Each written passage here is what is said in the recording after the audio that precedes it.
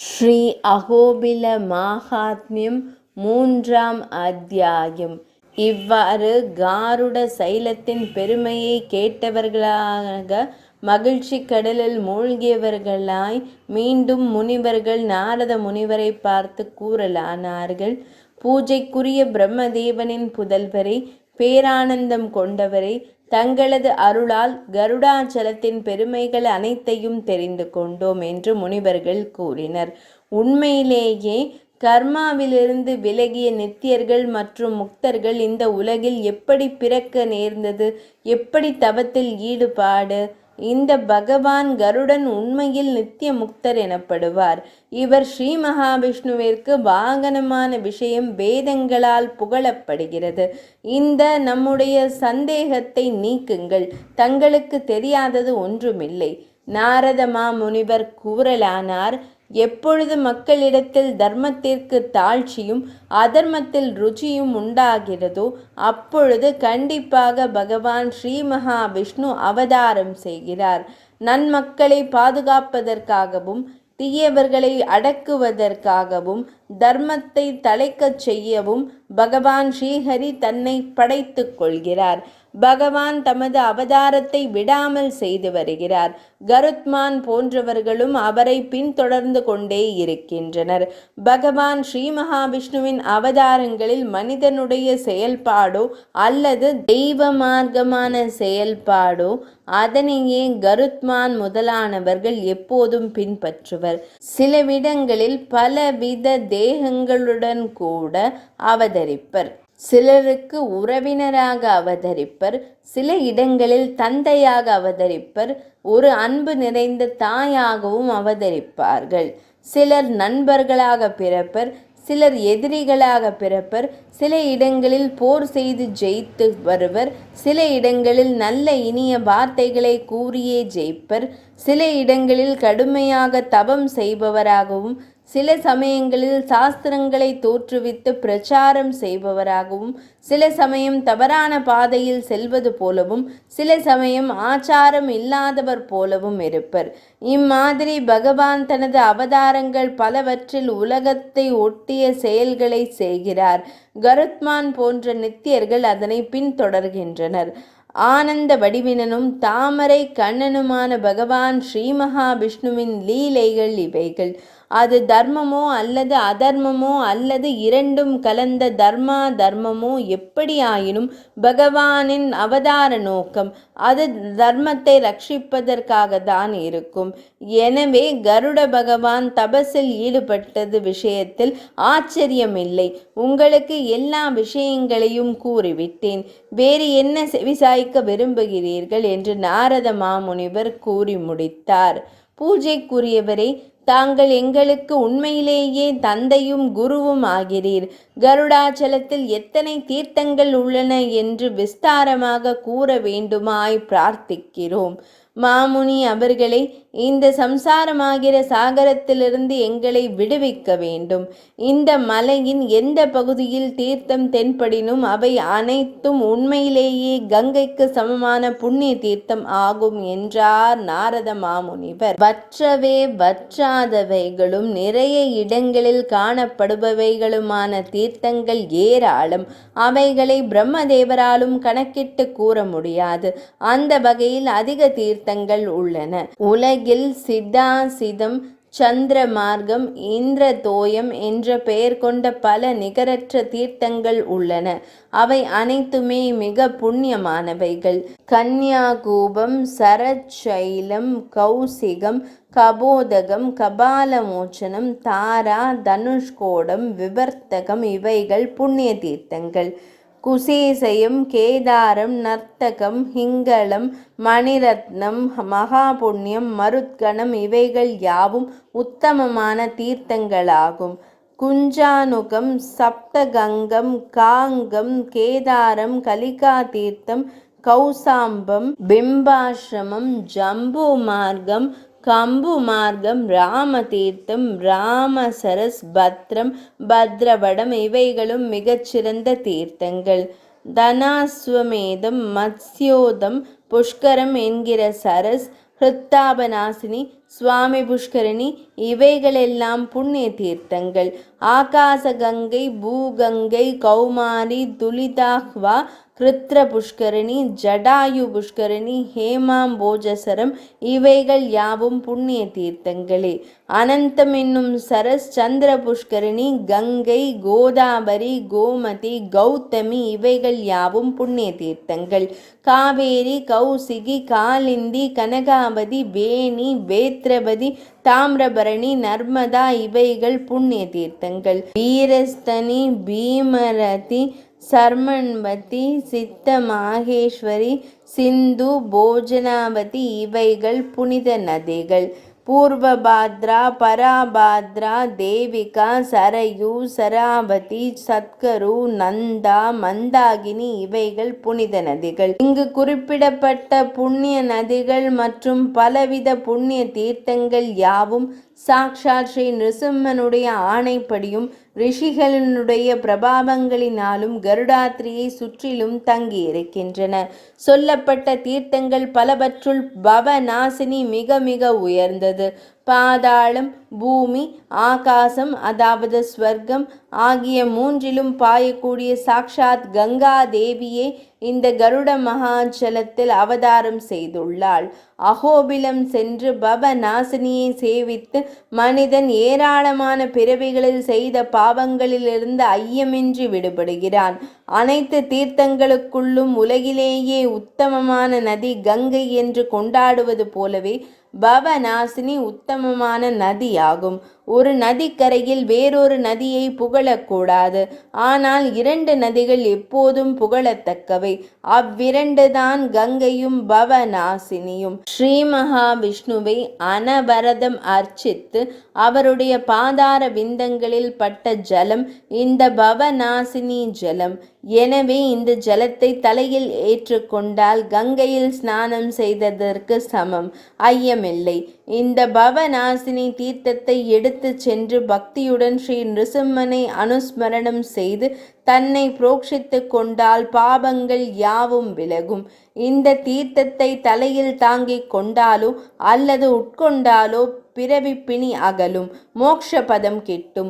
ஒரு மனிதன் பவநாசினி நதிக்கரையை அடைந்ததுமே அவனுடைய பித்ருக்கள் பாட்டனார்கள் நடனமாடத் தொடங்கி விடுகின்றனர்.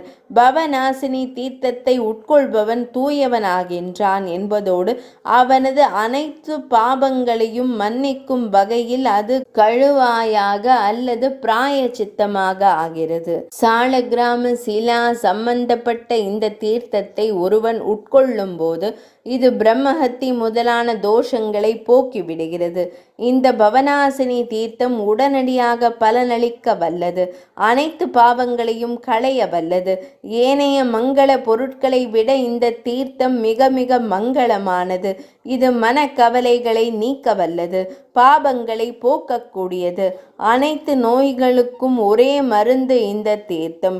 கொடிய கிரகங்களின் சீற்றத்தை தணிவிக்க கூடியது இத்தீர்த்தம். மனக்குறைகளை அகற்றி பாவங்களை தணித்து நோய்களை தகர்க்கக்கூடியதும் இந்த தீர்த்தம்தான். ஏனையோருக்கும் பல நன்மைகள், சுகம் இவைகளை கொடுக்க வல்லதும், அனைத்து வித விருப்பங்கள், அதன் பயன் இவைகளை அளிக்க வல்லதும், எல்லா விதமான சித்திகளையும் தர வல்லதும், உடனடியாக எல்லோருடைய சந்தோஷத்திற்கும் காரணமாக இருப்பதும் இந்த பவநாசினி தீர்த்தம். ஹே பிராமணர்களே, இந்த பவநாசினியை ஆசிரியித்து ஸ்நானம் செய்தால் ஏற்படக்கூடிய பலன் போல் வேறு எந்த நதியில் ஸ்நானம் செய்தாலும் ஏற்படாது. போரில் வீர மரணம் அடைந்தவர்களும், உண்ணா நோன்பு இருப்பவர்களும், மாமிசத்தை ஒதுக்குபவர்களும், உபவாசம் இருப்பவர்களும் ஆகிய அவர்களுக்கு எந்த லோகமோ அவைகள் பவநாசினி கரையில் வசிப்பதால் சித்திக்கிறது. மேலும் 3 உலகங்களில் உள்ள கிணறு, நதம், நதி முதலியன, நீர்வீழ்ச்சி, சமுத்திரங்கள், மடுக்கள், மலைப்பகுதிகள், குருக்ஷேத்திரம், நைமிசக்ஷேத்திரம் முதலான சுபமான பூமி பகுதிகள் ஆகிய அனைத்து முன் சொன்ன புண்ணிய தீர்த்தங்களும் பவநாசினி தீர்த்தத்தின் 16 1 பங்கு கூட சமமாக மாட்டாதவை என்கிற இரகசியத்தை முனிவர்களே உங்களுக்கு கூறுகிறேன். பூதங்கள், பிரேதங்கள், பிசாசங்கள், டாக்கினி எனப்படும் குட்டி சாத்தான், யக்ஷர்கள், ராட்சசர்கள், சுஷ்மாண்டன் என்னும் அசுரன் மற்றும் வானில் சஞ்சரிப்பவர்கள் இவர்களால் உண்டாகும் பயத்தை அளிப்பது, உடலில் ஜுவரம் பரவியவர்களை குணப்படுத்துதல், சிங்கத்தை கிழித்தல் ஆகிய சக்தி இவைகளெல்லாம் பவநாசினி புண்ணிய தீர்த்தத்தின் ஸ்வபாவமாகும். நோயுள்ளவர்கள், உடல் உபாதை உள்ளவர்கள், விஷம், ஆயுதம் இவைகளால் தாக்கப்பட்டவர்கள், பித்தம், வாயு, கபம், சளி ஆகிய அனைத்தையும் அனைத்து தீய சக்திகளையும் அழிக்க வல்லது இந்த தீர்த்தம். ஜுவரம் கொண்டவர்கள், பலவித நோயினால் அல்லற்படுபவர்கள், திருடர்களிடமிருந்து பயம், தீயிலிருந்து ஏற்படும் பயம் ஆகிய அனைத்து பயத்தையும் அழிக்க வல்லது இந்த தீர்த்தம். பவநாசினி புண்ணிய தீர்த்தத்தை ஆசிரித்தவர்களுக்கு உஷ்ணத்தினால் ஏற்படும் பயமும் கிடையாது. முனிஸ்ரேஷ்டர்களே, பவநாசினி தீர்த்தத்தை உட்கொண்டாலோ அதை உடலில் தாங்கிக் கொண்டாலோ விருத்தியா சௌசம், ஷயா சௌசம் முதலியன கிடையாது. ஒருவன் தனது அந்திம காலத்தில் உயிருக்கு போராடி கொண்டிருக்கும் போது அவனது முகத்தில் பவநாசினி தீர்த்தத்தை தெளித்தாலோ அல்லது குடிக்கச் செய்தாலோ அவன் ஆச்சாரங்களை விட்டவனாகிலும் நற்கதி அடைகிறான்.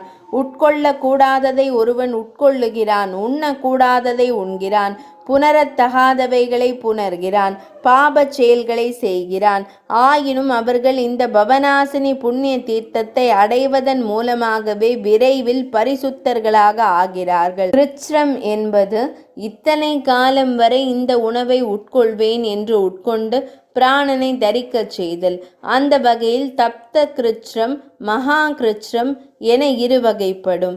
இவைகள் பஞ்சகவ்யத்தை விட மிகச் சிறந்தது. சுப்ரதர்களே, பாபம் நீங்குவதற்காக செய்யப்படும் சாந்திராயண விரதம், சர்வகிருஷ்ணம் எனும் விரதம், 12 நாள் உணவு உண்ணாமல் செய்யக்கூடிய ஒரு வேள்வி, இவை எல்லாவற்றை காட்டிலும் இந்த பவநாசினி புண்ணிய நதியினுடைய தீர்த்தத்தின் பெருமையை எப்படி மனிதன் நிர்ணயிக்கப் போகிறான் என்றால், இவைகள் எல்லாவற்றையும் கருத்தில் கொண்டவரும் தாமரை மலரிலிருந்து தோன்றியவரும் அனைவருக்கும் பிதாமகருமான பிரம்மதேவர் தர்மத்தை சமீபத்தில் பார்த்து அறிவில் சிறந்த நீ நீலாய் உருகு என பணித்தார். உலகங்களை புனிதப்படுத்துவதற்காக தர்ம தேவதையாகிய நீ பவநாசினி ஆக கடவாய் என்ற பிரம்மதேவரின் ஆணைப்படி தர்ம தேவதை நீராக பெருகியது. த்விஜ்ரகாளி ஜெகதீசனான பிரம்மதேவனின் சந்தோஷத்திற்காக பவநாசினி தோன்றினாள். இதனுடைய பெருமையை கூறவும் வேண்டுமோ? மனிதன் இவ்வுலக சுகத்தை விரும்பினாலோ பரலோக சுகத்தை விரும்பினாலோ அத்தனையும் இந்த பகவானுடைய வர்ணிக்க முடியாத பெருமையால் கண்டிப்பாக அடைந்தே தீருவான்.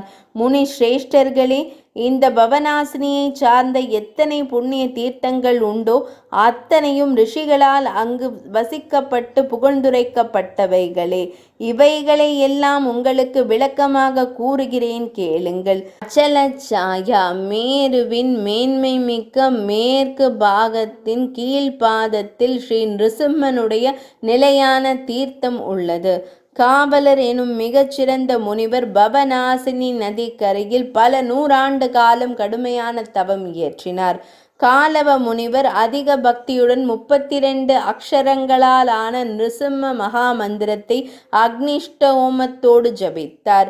மிருத்யுவுக்கே, அதாவது யமனுக்கே மிருத்யுவை, அழிவை தரக்கூடிய மிக கடுமையான மந்திரம் இது. அதே சமயத்தில் நல்லோர்களுக்கு அமைதியை தரவல்லது. அசுரர்கள் இதை ஜபிக்க கூடாது. மற்றவர்கள் ஜபித்தால் ஆத்மரக்ஷையை கொடுக்கக்கூடியது. 18,000 மந்திரங்களை பிரதானமாக கொண்டது. அதிலிருந்து பரம சந்துஷ்டியை அடைந்தவரும் யார் கண்களுக்கும் புலனாகாதவருமான பகவான் சேவையாகி தவத்தினால் மெலிந்த காலவரை பார்த்து பின்வருமாறு கூறினார். திண்ணமான விரதமுடைய பிராமணரே, நினது தவத்தினால் நான் மிக்க மகிழ்ச்சி கொண்டுள்ளேன். நீ விரும்புவதை வரமாக நான் அளிக்க காத்திருக்கிறேன் என்று பகவான் கூறினார். பூஜைக்குரியவரும் பரமானந்தரும் மேலான ஆனந்தங்களுக்கெல்லாம் இருப்பிடமானவருமான தாங்கள் எனக்காக இங்கு ஆலயம் கொண்டிருக்கும் போது இதை தவிர எனக்கு என்ன வரம் வேண்டும்? பொறாமையற்றவர்களும் ஆசையற்றவர்களுமான அனைத்து முனிவர்களும் சம்சாரத்தை பிறப்பை அடியோடு அழிக்கக்கூடிய தங்களது திருவடி தாமரைகளை காணவும் சேவிக்கவும் விரும்புகின்றனர். இவ்வுலக சுகத்தையோ அல்லது பரலோக சுகத்தையோ விரும்பும் அவர்கள் கூட தங்களை சேவித்ததனாலேயே மற்றவர்களின் கதைகளில் உள்ள ரசங்களை புறக்கணித்து விட்டார்கள். தேவலோக பதவியை அடியேன் விரும்பவில்லை. இந்திர பதவியும் வேண்டாம், பிரம்மதேவரின் ஆசனமும் வேண்டாம், மிக மேலான ருத்ரனுடைய பதவியும் வேண்டாம். தங்களால் சிருஷ்டிக்கப்பட்ட கைவல்ய பதம் அடியேனுக்கு வேண்டாம். வேறு எந்த மேலான சுகமும் வேண்டாம். தங்களது பாதார விந்தங்களில் கைங்கரியம், நிலையான பக்தி, இது மட்டும் அடியேன் விரும்புவது. மறுபிறவியிலும் அடியேனுக்கு புருஷோத்தமனான பகவானிடத்தில் நிலையான பக்தி வேண்டும். மிகவும் ஆழமானதும் சிறந்ததுமான அத்தியாத்ம விஷயத்தில் உங்களுக்கு நன்றாகவே நிலையான ஞானம் உள்ளது. முனிவர்களுள் சிறந்தவரே, என் அனுகிரகத்தால் நீங்கள் விரும்பியது போலவே துளியும் சந்தேகம் இல்லாமல் கிடைக்கும்.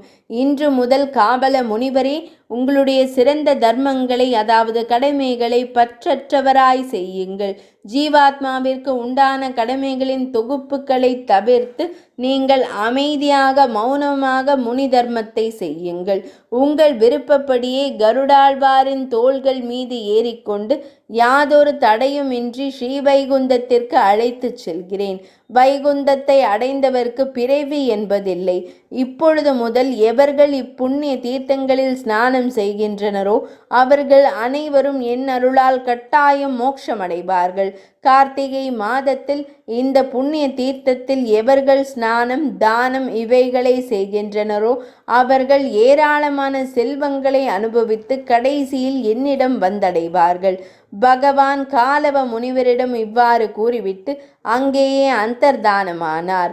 இங்குள்ள முதல் தீர்த்தத்திற்கு நரசிம்ம தீர்த்தம் என்று பெயர். இரண்டாம், மூன்றாம் தீர்த்தங்கள் முறையே ராமலக்ஷ்மண தீர்த்தம் எனப்படும். தந்தை கட்டளையிட்டதன் காரணமாக அவர்கள் இருவரும் தண்டகாரண்யத்தில் சஞ்சரித்தார்கள். அந்த தண்டகாரண்யத்தில் புண்ணிய தீர்த்தங்கள், நதிகள், புஷ்கரணிகள், பலவித காடுகள், பலவித மலைகள் எல்லாம் உள்ளன. லக்ஷ்மண சுவாமியோடும் மகிழ்ச்சியோடு கூடிய அன்னை சீதையோடும் ஸ்ரீ ராமபிரான் சஞ்சரித்து கொண்டு வருகையில் ஒரு சமயம் பவநாசினி ஆகிற புண்ணிய தீர்த்தத்தின் கரைக்கு ஸ்ரீ ராமபிரான் வந்தார். அந்த பவநாசினி ஆகிற புண்ணிய நதிக்கரையில் மாமரங்கள், பலாமரங்கள், தென்னை மரங்கள், அரக்கு மரங்கள், அசோக மரங்கள், அரளி மற்றும் பாக்கு தோப்புக்கள், எல்லா காலங்களிலும் பூப்பவைகளும் காய்ப்பவைகளுமான பல வகையான மரங்கள், பொன்னிறத்தை ஒத்த கொடிகள், இவைகளை ஸ்ரீ லக்ஷ்மண சுவாமியின் தமையனும் சாக்ஷாத் பகவானுமான ஸ்ரீ ராமபிரான் பார்த்தார். அந்த சந்நிவேசத்தை கண்டு மகிழ்ந்த அன்னை சீதா பிராட்டியும் அங்கு வசிக்க எண்ணினாள். அவ்வாறு அன்னை சீதா பிராட்டி நினைத்த பொழுது எல்லோரும் மகிழ்ச்சியோடு சில தினங்கள் ராம குண்டங்களிலும் அன்றாட அனுஷ்டானங்களில் நாட்டம் உடையவர்களாக அங்கு வசித்தனர். அது முதற்கொண்டே ராம லக்ஷ்மணர்கள் தங்கிய அந்த புண்ணிய தீர்த்தத்தில் ஸ்நானம் செய்தும் உட்கொண்டும் 3 பிறவிகள் சஞ்சிதமான பாபங்களை ஸ்ரீ ராமபிரானுடைய பிரபாவத்தினால் மக்கள் போக்கிக் கொள்கின்றனர். மார்கழி, தை மாதங்களில் இந்த தீர்த்தத்தில் ஸ்நானம் செய்து தானம் செய்தால் அது வற்றாத வளமுடையதாய் பரமபதம் செல்ல வழிவகுக்கிறது. 4வது தீர்த்தம் பீம தீர்த்தம் எனப்படும். இது பாபச் செயல் செய்பவர்களை அச்சுறுத்தும். பண்டொரு காலத்தில் சிவபிரான் ஆனவர் நதியை தடுத்தும் மலையை பிளந்தும் வழிகாட்டினாரோ அந்த இடத்தில் பயங்கர பேர் இரைச்சலோடு கூடியதும் மிகவும் கலங்கிய நீரை உடையதுமான அந்த நதி, மலையின் மீது அழகாக இருந்த மரங்கள், புதர்கள் இவைகளை உடைத்து கொண்டு நீரின் மிகுதியினால் பயங்கரமான அந்த நதியை தேவ கூட்டங்களும் மகரிஷிகளும் பீம என்ற பெயரால் அழைக்கலாயினர். அது முதற்கொண்டு அனைவரும் பீம தீர்த்தம் என்கின்றனர். அத்தகைய பீம தீர்த்தத்தில் ஸ்நானம் செய்து ஒரு நிஷ்கம் அல்லது அரை நிஷ்கம், நிஷ்கம் என்பது கழுத்துக்கு மாலை செய்ய எவ்வளவு பொன் தேவையோ அது ஒரு நிஷ்கம். அந்த அளவுள்ள பொன்னை விஷ்ணு பக்தனும் ஏழையானவனும் வேதமறிந்தவனுமான பிராமணனுக்கு பக்தியோடு கொடுப்பவர் தசதானம் கொடுத்ததால் என்ன பயனோ அத்தகைய பயனை கண்டிப்பாக அடைகிறார். மாசி மாதத்தில் சூரியோதய காலத்தில் தவத்தினால் சுத்தமானவனாய் எவன் ஒருவன் மந்திர பூர்வமாக ஸ்நானம் செய்கிறானோ அவன் ஏராளமான செல்வத்தை அடைகிறான். மாசி மாதத்தில் ஸ்நானம் செய்பவர் தீர்த்தத்தின் நடுவிலேயே 1000 தடவை காயத்ரி மந்திரத்தை ஆவர்த்தியாக ஜபிக்கும் போது அவன் இந்திரனாகிறான். 1 மாத காலம் பூஜிக்கும் ஒருவர் பிரம்மாவினால் கொண்டாடப்படுகிறார். தினசரி ஸ்நானம் செய்து ஜபாதிகள் செய்பவருடைய ஆஸ்தி அதாவது சொத்து நிலையானதாகும். 5வது தீர்த்தம் சங்க தீர்த்தம். சங்கமகா முனிவர் லிகிதர் என்ற தனது சகோதரருடன் மிக உயர்ந்த தவத்தை மேற்கொண்டார். உலக நன்மைக்காக மறைந்த சில வேத பகுதிகளை ஒன்று திரட்டி 2வது யுக மார்க்கத்தை ஸ்தோத்திரமாக செய்தார். எனவே இந்த மகா தீர்த்தமானது உலகில் போற்றப்படுகிறது. இந்த தீர்த்தத்தில் நிரந்தரமாக ஸ்நானம் செய்பவர், அதிலும் ஷடங்க ஸ்நானம் செய்பவர் மறுபிறவியின் அல்லது முற்பிறவியின் நினைவாற்றலை பெறுகிறார். எவர் ஒருவர் பங்குனி மாதத்தில் இந்த தீர்த்தத்தில் ஸ்நானம் செய்வாரோ அவர் பக்தியுடன் பன்மடங்கும் பலவித குணங்கள் கொண்டதுமான அன்னத்தை பிராமணர்களுக்கு கொடுத்து சாப்பிடச் செய்ய வேண்டும். இம்மாதிரி அன்னதானம் செய்வதால் தசபூர்வர்கள் தசபரர்கள் முதலான பித்ருக்கள் திருப்தி அடைகிறார்கள். வராக தீர்த்தமாவது தீர்த்தங்களுக்குள் சிறந்தது. இது 6வது தீர்த்தமாகும். முன்னொரு சமயம் பிரளயம் ஏற்பட்டது. அப்பொழுது பூமி தேவி நீருக்குள் மூழ்கிவிட்டாள். பகவான் நீரில் மூழ்கிய தேவியை மேலே கொண்டு வர விரும்பி வராக உருவமாக அவதாரம் செய்தார். ரிஷிகள், தேவர்கள், கந்தர்வர்கள் மற்றும் பரமேஸ்வரியான பிரம்மதேவர் இவர்களால் பகவான் ஸ்தோத்திரம் செய்யப்பட்டார். உலக நன்மைக்காக பகவான் பூமியை நீரிலிருந்து மேலே கொண்டு வந்தார்.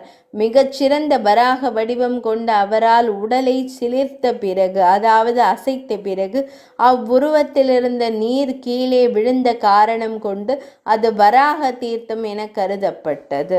வராக உருவம் கொண்ட பகவான் தனது மடியில் அமர்ந்திருந்த உருவத்தின் பூமி தேவிக்கு வராக புராணத்தை உபதேசித்தார். வராக தீர்த்தத்தின் தேவதை மிகவும் சத்வ குணம் கொண்டவள். எனவே அந்த திருத்தலம் தீர்த்தம் அனைத்தும் சத்வ சுபாவம் கொண்டது. அறம், பொருள், இன்பம் இவைகளை கொடுக்கும் இது மோட்சமாகிற பயனையே முக்கிய பிரயோஜனமாக உடையது. இந்த தீர்த்தத்தில் ஒருவர் நீராடி பக்தியுடன் கேசவனை பூஜித்து உபவாசமும் இருந்தால் 3 உலகிலும் எல்லாவற்றையும் அடைவர். கோரை கிழங்கோடு உடையாத முழு பச்சரிசி, வெல்லம் இவைகளுடன் தேவதேவனுக்கு உபகாரமாக ஸ்மரிப்பவர் அனைத்தையும் அடைகிறார். சித்திரை மாதம் சுக்லபக்ஷத்தில், அதாவது வளர்பிறை திதி துவாதசி அல்லது பௌர்ணமியை தேர்ந்தெடுத்து பகவானுக்கு சமர்ப்பிக்கப்பட்ட பொருள் எதுவாயினும் அது அக்ஷயமாகும், அழியா தன்மை உடையதாகும். இந்த வராக திருத்தலத்தில் இருந்து கொண்டு ஒருவர் கிழிந்த ஆடையை உடுத்திய ஒருவருக்கு பரிவுடன் வஸ்திர தானம் செய்பவர் அந்த வஸ்திரத்தில் உள்ள ஒவ்வொரு இழைக்கும் 10 மடங்காக எந்த உலகம் சென்றாலும் சிறப்பிக்கப்படுவார். சுதர்சன மகா தீர்த்தம் 7வது தீர்த்தமாகும். அங்கு ஸ்நானம் செய்யும் மனிதர்கள் 7 நிலைகளை அடைய மாட்டார்கள். பால்யம், கௌமாரம், யௌவனம், வயோதிகம், ஜாகிரம், சுஷுப்தி, ஸ்வப்னம் இந்த 7 நிலை அவர்களுக்கு கிடையாது.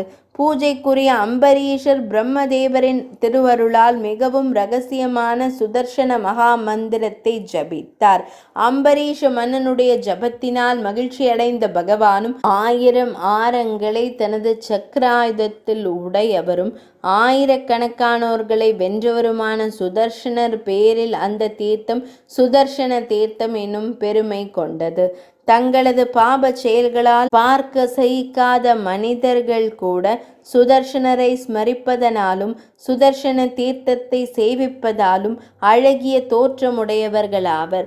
சுதர்சன தீர்த்தத்தில் பிருகு முதலான பெரிய பெரிய மகரிஷிகள் வேதங்களை அத்தியனம் செய்கின்றனர், பாராயணம் செய்கின்றனர். வைகாசி மாதம் விசாக நட்சத்திரத்தில் ஒருவர் நன்கு தயாரிக்கப்பட்ட தயிர் சாதத்தை பிராமணருக்கு கொடுத்தால் கொடுப்பவர் என்றென்றும் தன்னிறைவு உள்ளவராக ஆவார். கன்னிகையை முன் கூறியபடி தானமாக கொடுப்பதால் கொடுப்பவர் பிரம்மதேவரோடு கூட கல்பம் முடியும் வரை மகிழ்கிறார். பூமி தானம் செய்பவரோ தடையற்ற சாம்ராஜ்யத்தை பெறுகிறார். பொன்னை ஒருவருக்கு தானமாக கொடுப்பதால் கொடுப்பவர் பொன்னை போல் மின்னும் தன்மை பெற்று குபேரனுடைய இல்லத்தில் குபேரனுக்கே தலைவனாக ஆகும் தகுதியை கட்டாயமாக அடைவார். தாரா தீர்த்தம் எனப்படுவது மகா புண்ணிய தீர்த்தமாகும். முக்தி என்ற நிலையை பொழிந்து கொண்டே இருக்கும். இந்த உலகம் ஒரு சிறைவாசம் போன்றது. இந்த சிறை போன்ற பிறவியை கடக்க உதவுவது தாரா தீர்த்தம். இந்த தாரா தீர்த்தத்திலிருந்து ஸ்ரீ நிருசிம்மனின் ஆராதனத்திற்கு தினந்தோறும் தண்ணீர் எடுக்க வேண்டும். ஆடி மாதத்தில் துவாதசி அன்று ஸ்நானம் செய்து முடித்து பால் தரும் பசுவை பிராமணருக்கு தானமாக தருபவர் ஸ்ரீ மகாவிஷ்ணுவின் உயர்ந்த இடத்தை அடைகிறார். சால கிராமத்தை தானமாக கொடுக்கும் போது அது மாபெரும் புண்ணியமாகும். அந்த புண்ணியம் மாபெரும் பயனுக்கு வகை செய்யும். 10வதான தீர்த்தம் கஜ குண்டமாகும். இதில் அமிழ்ந்த தீர்த்தமாடுதல் என்பது முடியாத காரியமாகும். எந்த கஜ குண்டத்தில் சிறந்த யானைகளும் மூழ்குகின்றன. கருடாச்சலத்திற்கு வடக்கு பகுதியில் மலையின் மறுபகுதியில் குடை போல் தோற்றமளிக்கக்கூடிய குகையில் பகவான் நிருசிம்மர் எழுந்தருளியுள்ளார். அப்படி பிரபாவம் மிக்க நிருசிம்ம பகவான் சந்நிதிக்கு எதிரில் உள்ள கஜகுண்ட தீர்த்தம் மிகவும் கம்பீரமானதும் உலகங்கள் அனைத்தையும் பவித்திரமாக்கக்கூடியது. உலகில் சிங்கத்தை பார்த்து யானைகள் கூட்டம் கூட்டமாக எப்படி அஞ்சி வேகமாக ஓடுமோ அதுபோல் ஒரு மனிதனுடைய பிரம்மஹத்தி உருவம் கொண்ட பாபங்கள் இந்த கஜ குண்ட தீர்த்தத்தை சேவிப்பதனால் அவரை விட்டு விலகிச் செல்லும். மகா சாந்தன் பாபங்களின் காரணத்தால் சிறந்த யானையாக பிறவி எடுத்து கஜகுண்டத்தில் ஸ்நானம் செய்து தூய்மை அடைந்து மறுபிறவியை பற்றி எண்ணினார். ஆவணி மாதத்தில் கஜகுண்ட தீர்த்தக்கரையில் எவர் ஒருவர் தானியங்களை தானமாக கொடுப்பாரோ அதனால் ஏற்படும் புண்ணிய பலனை பிரம்மதேவராலும் விவரிக்க இயலாது. 11வது தீர்த்தமாகப்பட்டது மிக உத்தமமான விநாயக தீர்த்தமாகும். அங்கு விக்னங்களை களைவதில் ஒப்பற்ற நாயகர் விநாயகர் தர்மாத்மாவானவர் தவம் செய்கிறார். புரட்டாசி மாதத்தில் முன்னோர்களுக்கு அதாவது பித்ருக்களுக்கு ஒருவர் அன்னம் கொடுப்பாரே ஆகில் அவர் மிக உயர்ந்த பதவியை அடைவார். அந்த அன்னமும் அல்லது அந்த அன்னதானமும் குறைவற்றதாய் நிலையானதாய் இருக்கும். 12வதான தீர்த்தம் பைரவ தீர்த்தம். இதில் பயங்கரமானவரும் தலையில்லாதவரும் உலகத்தையே பயப்படும்படி செய்பவருமான பைரவர் கோயில் கொண்டுள்ளார். ஐப்பசி மாதத்தில் எவர் ஒருவர் இந்த பைரவ தீர்த்தத்தில் நீராடி ஸ்வர்ணதானம் செய்கிறாரோ அவர் பால் ஸ்ரீ மகாவிஷ்ணு பிரீத்தி அடைந்தவராய் அவருக்கு பிள்ளைகள் பேர பிள்ளைகள் இவர்களை கொடுக்கிறார். 13வது தீர்த்தம் இரத்த குண்டம் எனப்படும். இவ்விதம் கூறப்பட்டவை சர்வ தீர்த்தங்கள். பவநாசினி தீர்த்தமோ மிக மிக பிரசித்தி பெற்றது. அந்த பவநாசினி பகுதியின் வகைகள் அதன் பெருமை தனித்தனியாக கூறப்படும். ஸ்ரீ பிரம்மாண்ட புராணத்தின் க்ஷேத்திர காண்டத்தின் ஸ்ரீமத் அகோபில மாகாத்மியத்தின் 3ஆம் அத்தியாயம் இனிதே நிறைவடைந்தது.